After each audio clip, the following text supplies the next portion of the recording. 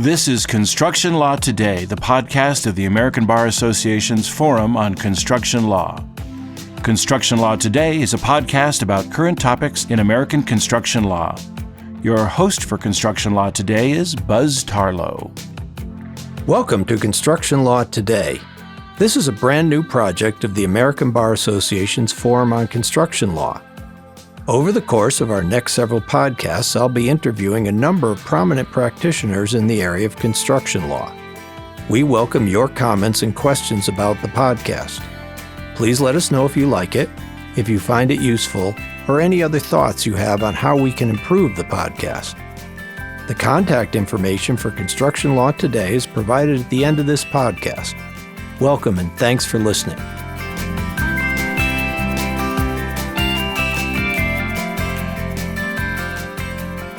Welcome to the podcast.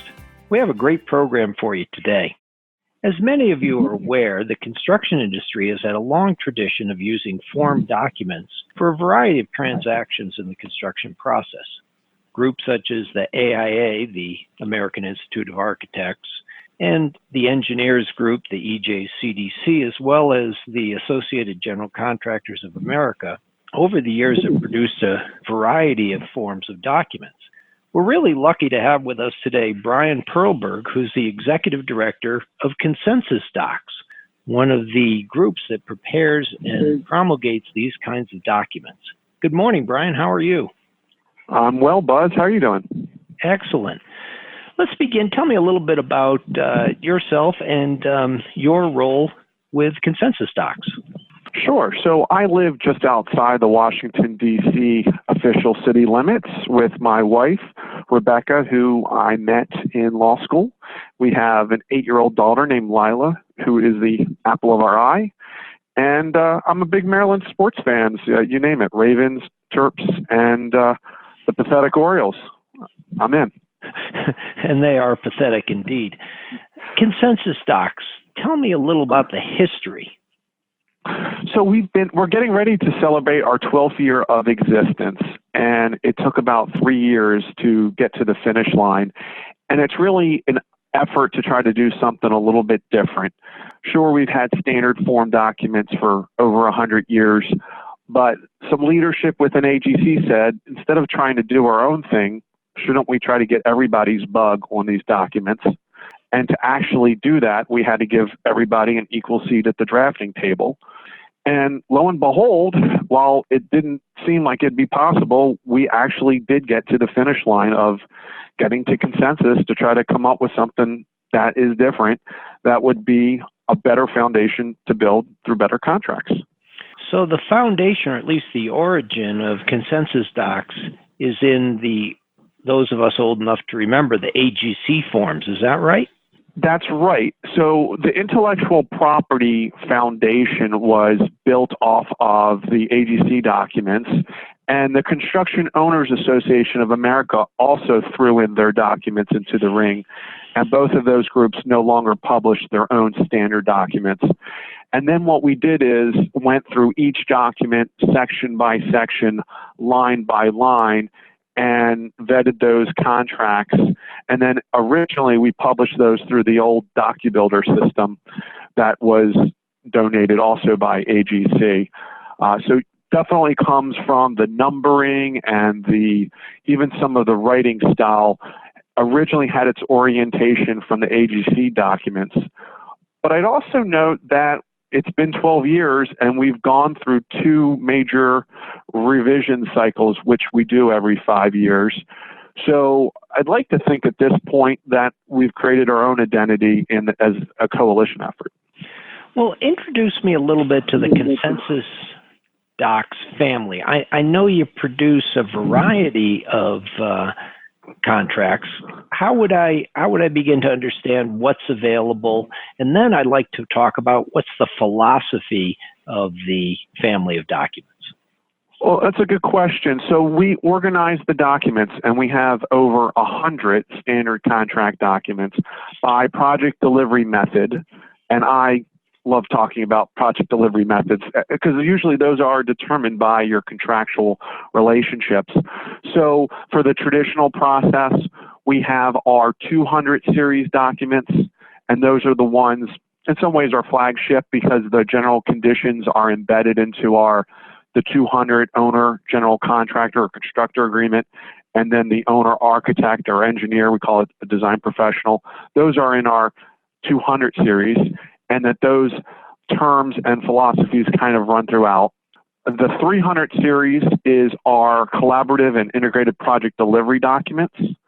The 400 series is our design build documents, which might be our most used in some ways as far as percentage of the marketplace. Then the 500 series has construction management at risk. The 800 series is construction management agency, as well as consultant agreements. The 700 series are subcontracts only. And then we just created a 900 series because we are about to release a P3 or public-private partnership project delivery method. Well, the P3 is of particular interest to me in my practice, but let's leave that aside just for a minute. Let's talk philosophy. How do I understand where the consensus docs are coming from? So I mentioned before that we're trying to do something different. And in some ways, philosophically and foundationally, we're a little bit different than the contracts that you're used to seeing. I would describe that as, well, we're trying to, the first thing is reach consensus, is to not favor one segment of the industry, but truly focus on what's going to drive project success. And that's really the key for us to get to consensus. The other aspects is you'll see the owner of the project. We look at them as having the most to gain or lose. So the owners take a more active role in the construction process and making approvals as the default, which they can, if they want to be passive and that traditional role of a check payer, they can defer. And last but not least, I would say fundamentally is that we really have primacy of direct communications and positive communications as a means for trying to come out with better project outcomes. And so you'll see a lot of the writing encourages direct party communications. I guess the fourth thing would be we really do believe in having good legal writing is just good writing, and so the style of the documents are more straightforward. Who are the players within the consensus docs process? So it started out with 20 organizations, and I always highlight the three owner organizations, COA, CURT, and NASFA, because that in some ways is a unique part of the process. You have a large component of general contractors like AGC, who you've mentioned, ABC, NUCA.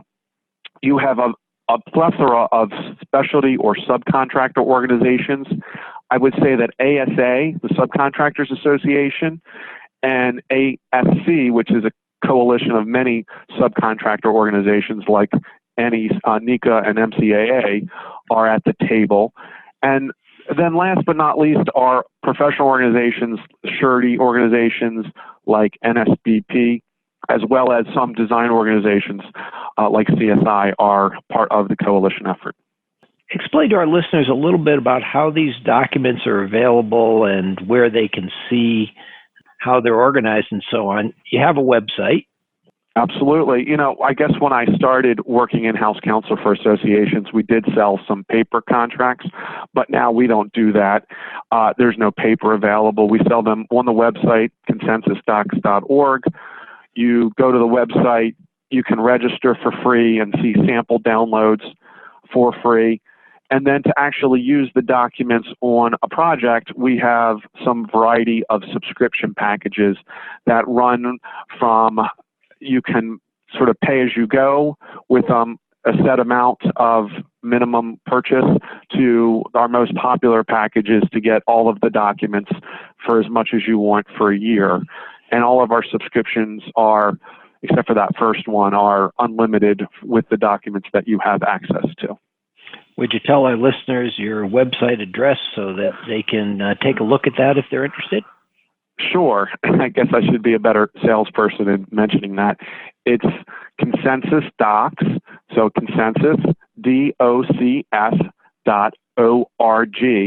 And a little side note is the docs and Consensus Docs is a double entendre that designers, owners, contractors, and subcontractors / surety is also the acronym for docs. That was one of my favorite aspects. I remember when Consensus Docs began, and I thought, if nothing else, you were very creative. Thanks, Buzz. I guess I could take some credit with that, along with a marketing consultant, Pat Wilson, who helped us create that brand identity.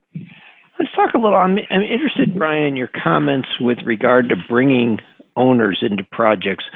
Often owners feel like they're in some sense a bystander or a necessary part, but not really included among construction professionals. Consensus Docs takes a little different view, don't they? Absolutely. And the owners who are at our drafting table felt left out and they felt frustrated. I remember COA saying that they had participated in another group's commenting, and they made 28 suggestions and 27 were rejected, except one for including a comma was accepted. And so they get frustrated. And then what happens in projects is the upstream party, and the owners are the most upstream party, they then just change the standards to meet their needs.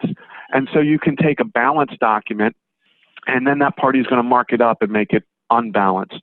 So we really felt it was important for owners to be drivers and deciders in not just drafting the documents, but in the process, that they can decide later if they want to defer those decisions to a professional.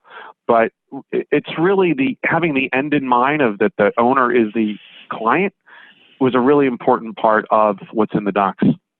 And that's really interesting about how owners are involved. I want to ask you a question from the lawyer's perspective, and I'm sure those of us who have used Consensus Docs or AIA forms have all run into that problem of how do you track the changes in the documents? How well is the software oriented towards letting parties see what modifications may be made for a particular project? How does your system work? Sure. Well, I'll ask you a quick question. Are you familiar with Microsoft Word, right? Sure. So starting in 2012, we moved from our proprietary system to basically work off of Word and created a technology platform that works with Word. So you download the standard document, you make all your changes, and then you can go through our system to email those out to collaborators and other parties. And there's a document management system with numbering, like a version 1.0, and if it's internal, it's 1.1. And then you can either do things offline and email, which I get the sense most people are more comfortable doing, or you can go through our system. But at the end of the day, when you finished your contract, you just need to upload it and you strip out the draft watermark. And when you're ready to sign it, it becomes a PDF with a secure ID. So the bottom line here is it's maybe not as intuitive as I want it to be, but we try to make it as intuitive as using a Word document. And I think we've done a decent job in that regard. I can tell you that this is an important issue to those of us out in the world working with these documents. So I encourage anything you can do to make it more user-friendly to keep right at it. Well, we'll take a short break right now. Be right back with more of the podcast.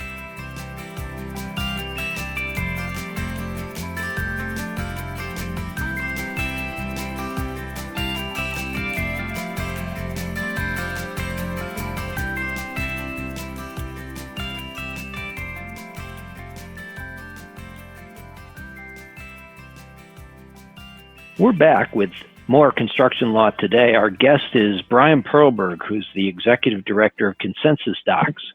Brian, before we took the break, I noticed you'd used a number of acronyms to describe, among other things, some owners groups. Could we go back and have you say what the full names of those organizations are? Sure. Sorry about that. Using acronyms is actually one of my pet peeves, so guilty as charged. So the three largest owner groups in the country are the NASFA, the National Associations of State Facilities Administrators, COA, Construction Owners Association of America. They're probably the biggest owners group, and then I work really closely with them. And then CURT, Construction Users Roundtable, which tends to be more the Fortune 500 type companies who are part of their membership. I appreciate that. So let's talk in the second half about some of the new things that Consensus Docs are working on. One of the things that you mentioned when we first started talking is a P3 standard document. Now let's start at the beginning with this. First of all, what's P3? Public-private partnerships. And why does something called a P3 need a different document? Well, for starters, one of the reasons is we don't even use the term owner in our P3 agreements because it might not necessarily be the owner who you're contracting with, and the parties are different. We actually call it a user for the owner, who could be public or private or sort of a custodian. And then the financing is totally different. And probably the most significant thing that's really kind of exciting for us is that we're not finished at final completion. It includes an operations, maintenance, and often a leaseback component to it. So the commercial terms are so different, and then the thought process of the life cycle of the project that you're dealing with is entirely different. Well, let's give our listeners some examples of P3 projects that either you've been working on or that the Consensus Docs would be appropriate for. So Ernie Brown is our chair, and he's had experience with probably 30 or several P3 projects, and I'm a little bit in the ivory tower, but certainly there's the famous courthouse in California that actually one of our volunteers has experienced, where it's a more unusual. Instead of a highway, it's a civil infrastructure, or that's a building that is over 30 years going to be given back to the public entity after its use of generating funds. It sounds real interesting. Would a listener be able to find out more about that document on your website?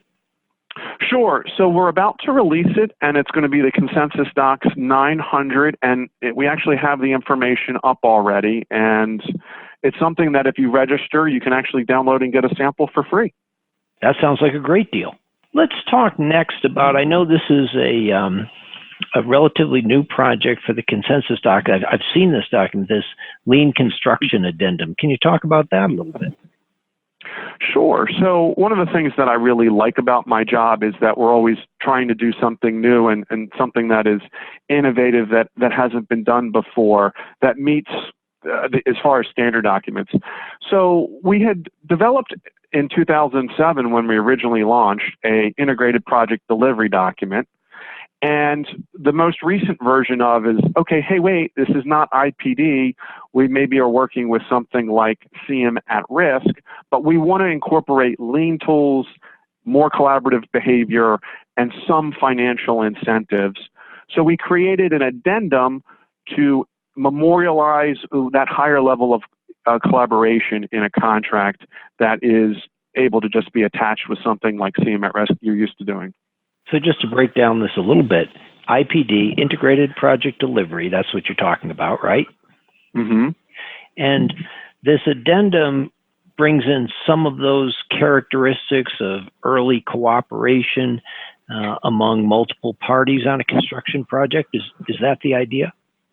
Absolutely, along with lean construction tools. Is that another thing that someone could find on the website if they're interested in learning more about that?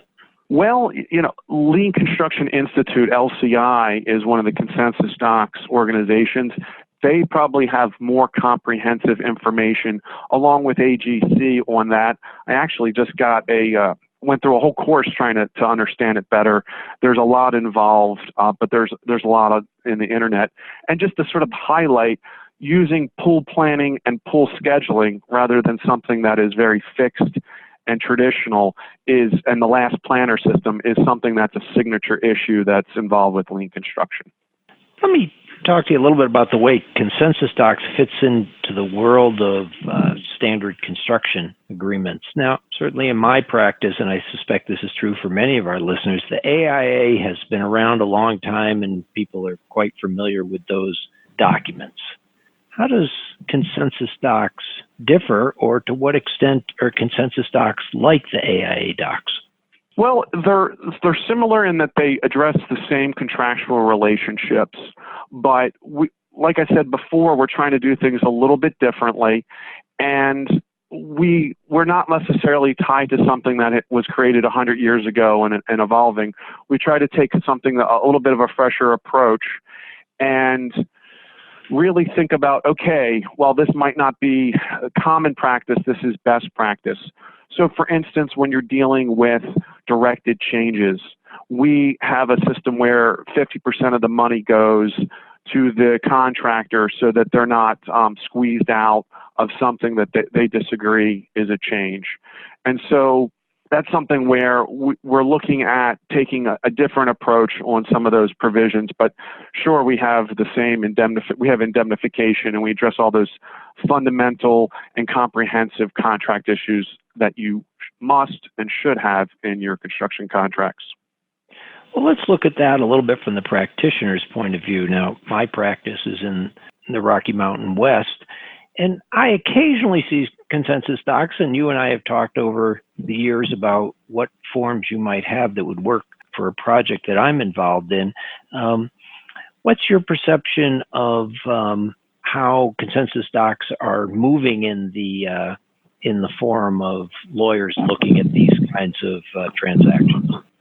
Sure. So, what I always say is my biggest obstacle is inertia, because people are used to doing the same thing and they've been trained on it. And that is definitely true both in construction and heck, the legal field that's our training is precedent, and that's the way it was done before. I think we're doing a great job. I would like to see us as the most common standard document. We're probably number 2. We're not RC Cola. We're probably Pepsi for construction contracts. And we have tools now. We have a track record. I'm looking at my bookshelf right now, and there's a couple big red Wolters Kluwer's books that have construction contract documents handbook for consensus docs. And we're included in the big book of alternative clauses to standard contract documents. So we're not a flash in the pan. My system tells me we've had 160,000 contracts finalized over the last 5 years. That I guesstimate is $40 billion of construction put in place. And so we're being used, but we're not being used as much as others. But I would do one side note. The most common standard document is none of the above, because the industry as a whole hasn't really rallied around one standard anymore. Let's talk about some of the fundamental differences of what I might see in the consensus docs approach as opposed to other standard contracts. Are there some things you can identify? Sure. So one thing for sure is the role of the owner. We have owners taking a more active role in making decisions, and they're not looked at as just being a check payer. They can, of course, defer those decisions to their design professional or other CM agent, for instance. The constructor or the general contractor has more obligations in adding value throughout the process.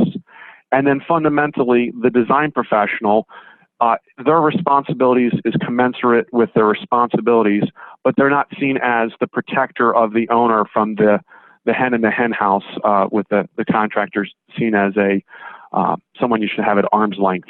Let me put you on the spot a little bit, and let me ask you about a couple of particular contract provisions that I see a lot of discussion about in my practice. For example, indemnification provisions. Consensus doc done some thinking about how those should work? Yes. What I will say about our indemnification provision is that it's so fair that it might be one of those provisions that you'll see modified, partially because it's so important. But like you're used to seeing in some legislation, you are only indemnifying the party to the extent of your negligence or intentional acts. But here's where we go even farther is if you pay defense costs beyond your negligence, there's actually a clawback provision where you can recoup those if you were held responsible for defense costs that were beyond your responsibility. And the thought process there is we want to be fair, and we also want there to be an incentive to not hold on to a claim forever thinking that you're going to get, that someone else is going to defend you. You're sparking some ideas in my head about a current project I'm working on. Another provision that comes up a lot of dispute resolution clauses. Consensus Doc have anything interesting to offer there? Yes, thanks for asking. To me, it's one of our signature provisions, and sometimes people use provisions in consensus docs without using them in whole cloth. And the dispute mitigation procedures, we actually emphasize mitigating disputes without having them become intractable. So we actually require the parties to talk to one another directly. And so the thought is we make the parties talk to one another so that they try to come to a resolution and they're acting positively and communicating directly before they get in their turtle shells and that their claims become intractable. I want to ask you a question that I've been thinking about for a while as I was preparing for our podcast today.